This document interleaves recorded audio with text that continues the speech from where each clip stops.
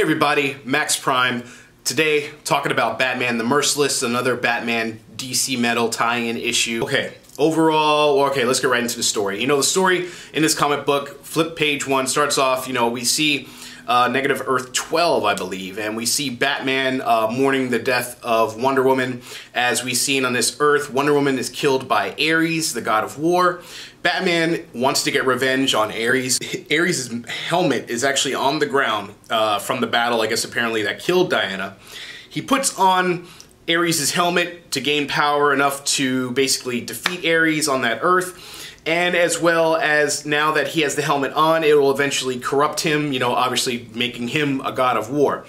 Cut to Earth 0, Batman attacks Argus, the DEO, Task Force X, all the military, General Lane, all the military establishment in the DC Comics universe, and he attacks him full force using his flaming sword, what it looks like, flaming sword in one panel or whatever.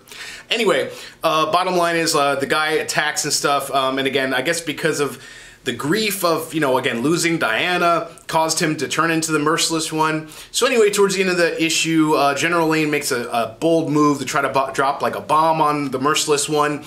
And overall, obviously we see that the Merciless cannot be stopped. But we learn a big tidbit in this comic book issue that Wonder Woman never really died in that battle in the beginning of the comic book. Batman himself kills Wonder Woman, which is crazy. Maybe because it was the helmet that drove him nuts or whatever. But in a nutshell, that was the issue. Now, out of all the DC Metal tie-ins previous to it, like the Batman the Drowned, Batman Red Death, the Murder Machine, the Dawnbreaker, this Batman has a weakness, and that is Diana. And I have a feeling that within the Metal universe, or even in this story, he could be the weak chain or the weak link in the chain that could cause the team of the evil Batman to lose, because he has a severe weakness to Wonder Woman. And if he happens to see Earth Zero's Wonder Woman, this could possibly shake him up, because again, it seems like, he didn't really mean to kill Diana when he had Ares' helmet on. It's just that the God of War helmet just drove him, over the edge and everything. And of course, in this issue, the Batman that laughs also approaches, this Batman and tells him about the dark multiverse. What were your thoughts? Overall, I thought this was probably the weakest one out of the whole entire, DC Metal tie-ins. This was the weakest one out of all of them. I really thought it was okay. I really could cut.